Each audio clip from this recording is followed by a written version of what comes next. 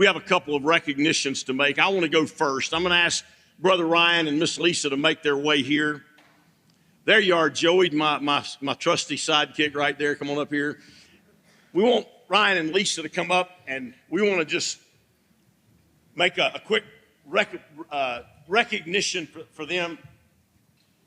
20 years ago, in 2006, early 2006, the Lord began to work to bring Ryan Tyler to our staff.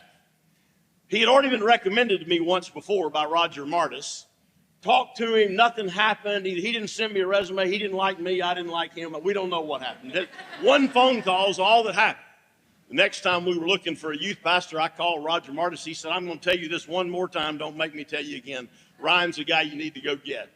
And so early that year, we began that process, and Ryan and I sat in the old O'Charlie's restaurant where Longhorn is now.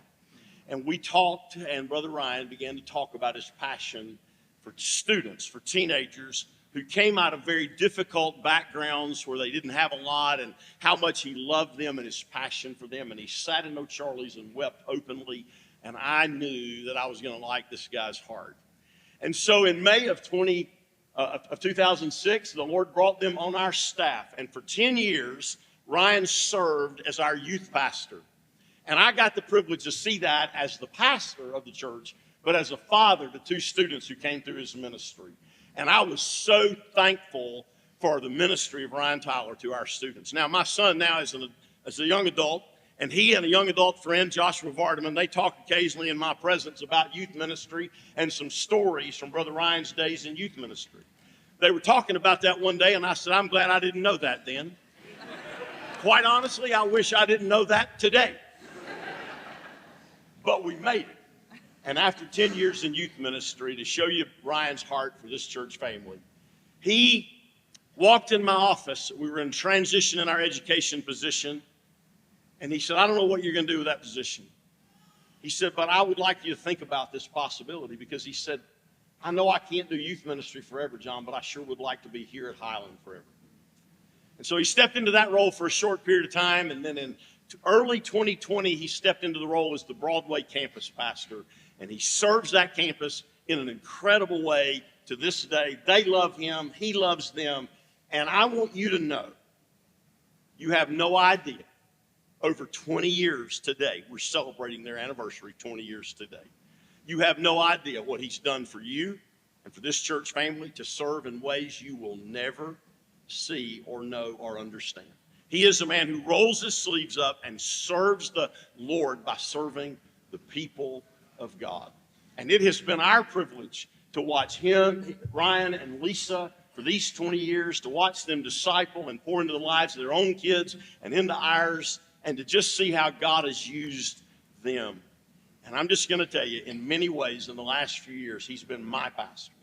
He's encouraged me. He's looked out for me. He has, in many ways, shepherded me, even when I didn't understand the value of what he was trying to do.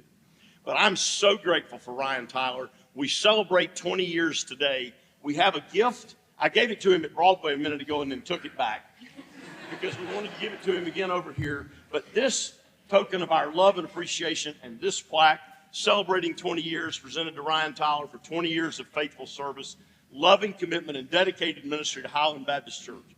Your life and witness have been a blessing to our church family. And on the night of the 17th, 2 weeks from tonight, the Broadway family wanted to host a reception in Ryan and Lisa's honor, inviting all of us. So beginning about 5 o'clock, we'll get those exact times to you next week, but we want you to join the Broadway family on the Broadway campus to celebrate Ryan and Lisa in a time of reception and fellowship in their honor. Would you put your hands together and let Ryan and Lisa know how much you appreciate them?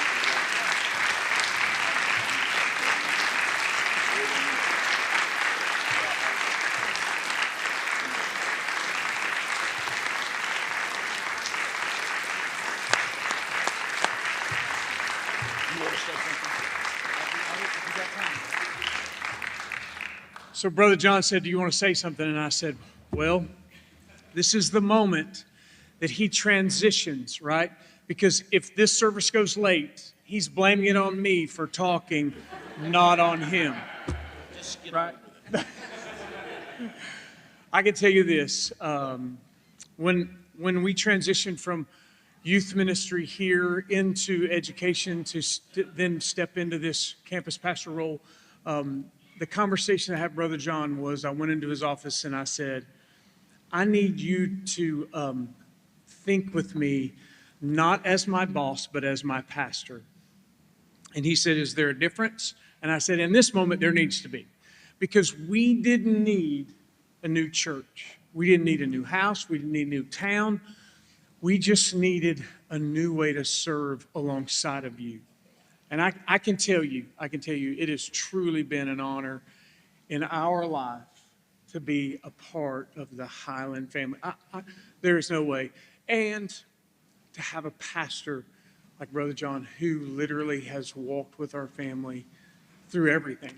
And so truly, this moment is really where I need to be thanking you for letting me walk alongside of you and your family for the last 20 years.